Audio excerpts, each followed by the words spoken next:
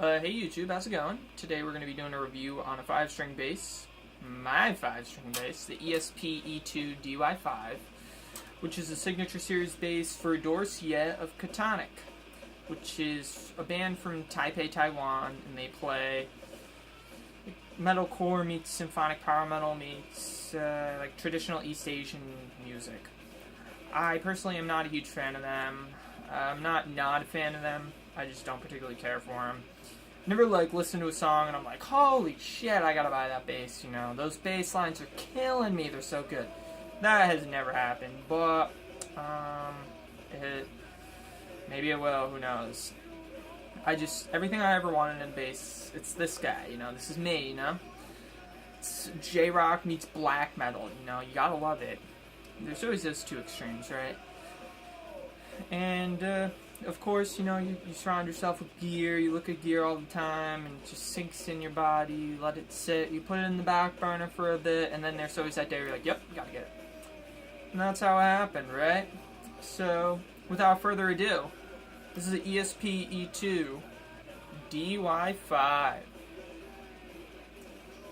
And there's Chief Spires in the background, just kicking his mouth like a boss, listening to some Nevermore. Alright, anyway. Old Nevermore, yeah. Alright, anyway.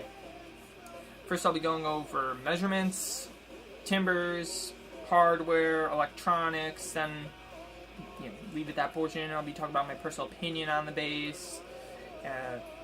Stuff you can't really read on a spec sheet. Stuff you probably wouldn't really want to read about, but I gotta add my own little element to it, right?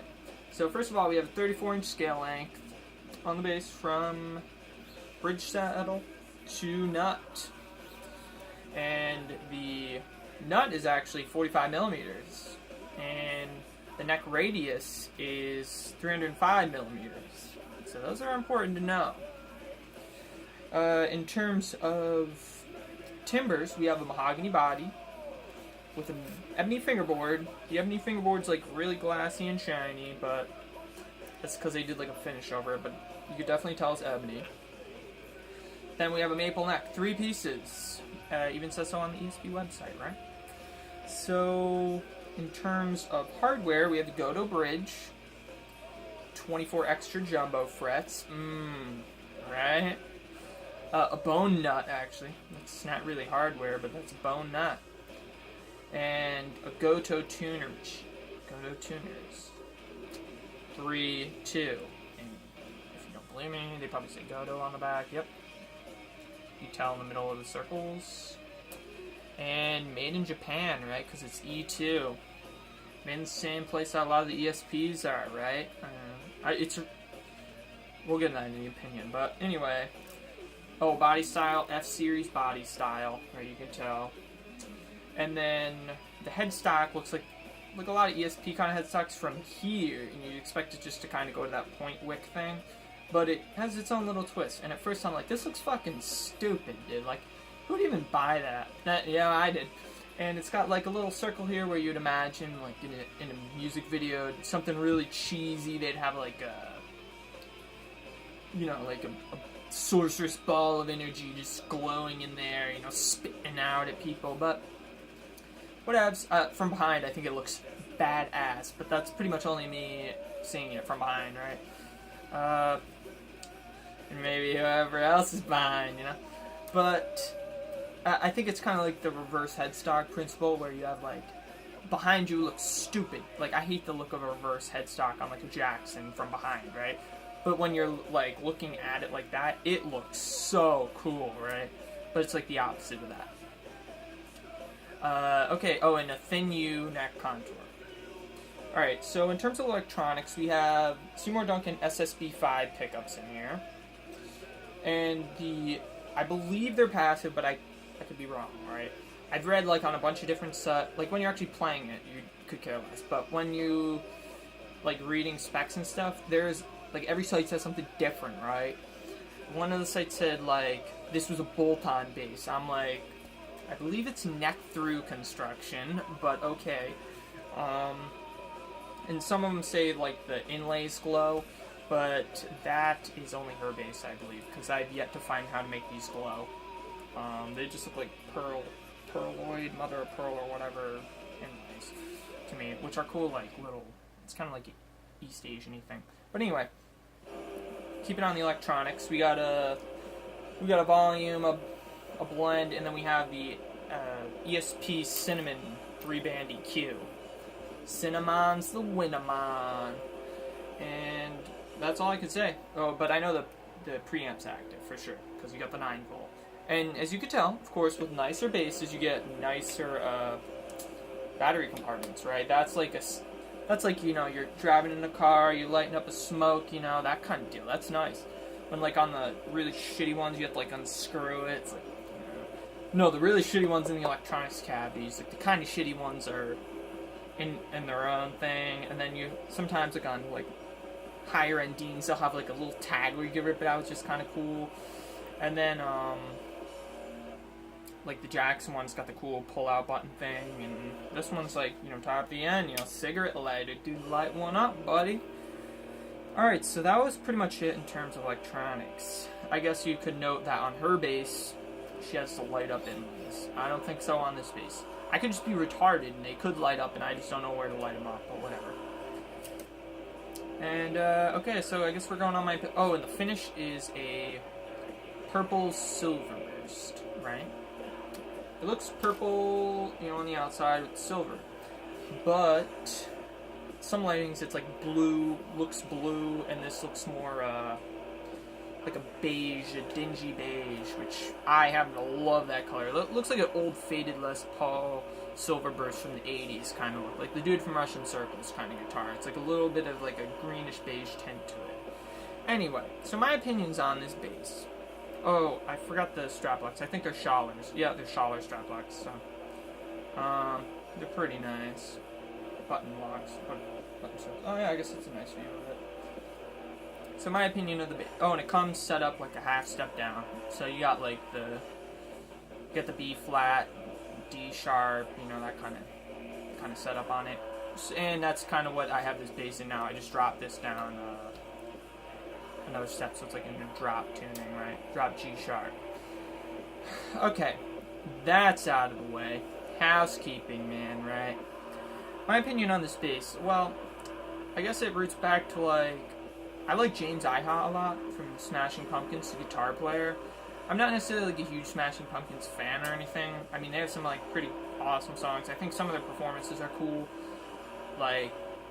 playing Mayonnaise live or Hummer live in those early 90s concerts, which is badass. But I like the album Deus Machina of the Gods. So it was kind of a cool album.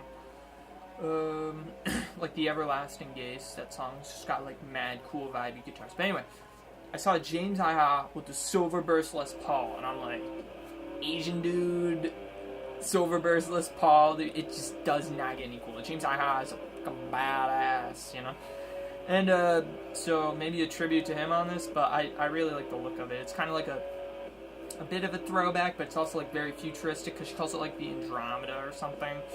Something like that, or she modeled something after the Andromeda star. I was watching an interview with her talking about this bass. She does a brief demo with it, and it sounds terrible. You listen to it and you're like, good fucking lord, this sounds bad. But that's because she's using a lot of mids and a lot of distortion, which probably sounds really good in a context of a live band, of their band live with everything together. But that alone, kind of like Geddy Lee, right? He's an amazing bass player, but a lot of times if you listen to his tone isolated, it's not just a pretty sound to listen to. It's just real percussive and raspy and but I love Geddy Lee, you know what I mean? It's just he even tells you, okay? If you don't believe me. Probably still don't believe me, but anyway. Another nice feature of this bass would be the bevels on it. It's kind of got bevels.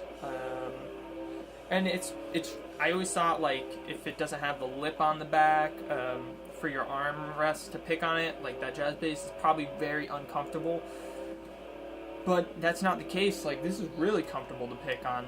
It lends itself to playing really, really fast, which, I love playing really, really fast. I've even been known to speed up tracks and stuff. I want to play things fast, and this bass lends itself to really fast playing. which is nice.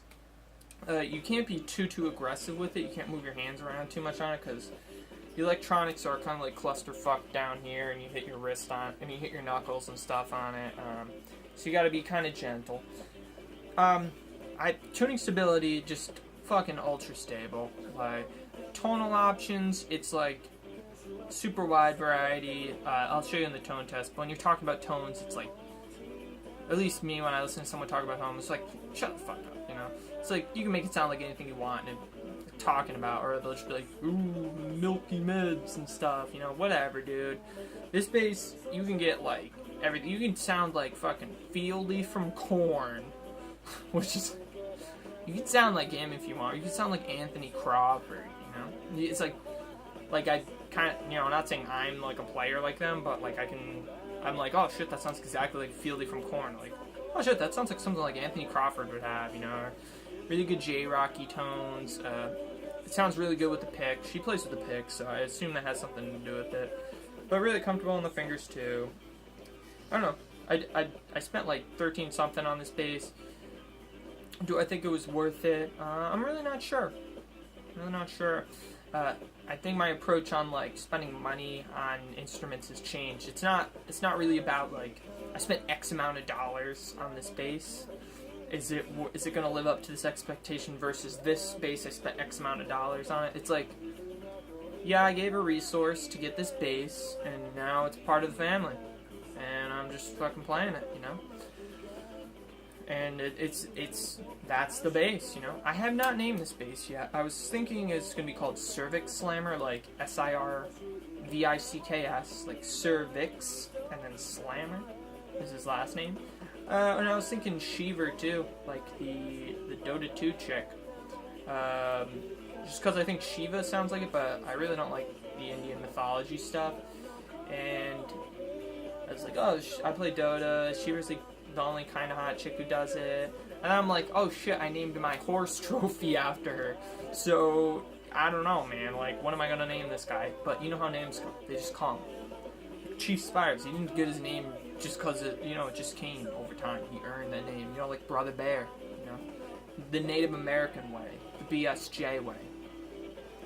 Okay, so anything else more to say about this bass without just rambling on? I don't know. I really like it aesthetically. I think if I'm in a sick J-rock band, that's like my goal one day. I just want to be in a sick J-rock band, make a cool black metal demo tape, and just kill myself. That's like just the goal, right? Just the goal. And to win World Series of Poker and get a bunch of hookers. That's just the goal. And I think this bass is like the bass that would do it. This is like the first like me bass, you know. It's like, okay, I've gotten all these other basses and stuff, but I think this is like the first one I could say like, that's me in a bass. Like, that's what I can, you know, whatever. It's kind of hard to describe, but I don't know. It's pretty badass. I mean, what am I gonna say? It just speaks for itself, right? I could talk all day, but let the instrument do the talking, right? And I've done plenty of covers with it. You can check those out. With fingers, picks, all different styles, but also I'll be doing a sound test on it. So without further ado, we'll check it out in a different light, and we'll let you go.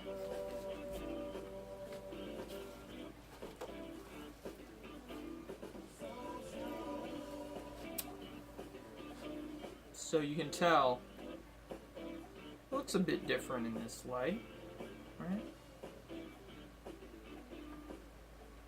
I don't know. You got the screen in there, but whatevs, yeah. Got Chief Spires in the background. Let's give a shout out to him for staying the whole time. And he's just doing the do. He's just looking at his hands. He's just tired. Alright, see you later, guys. I normally hate, like, talking about dogs, but whatevs.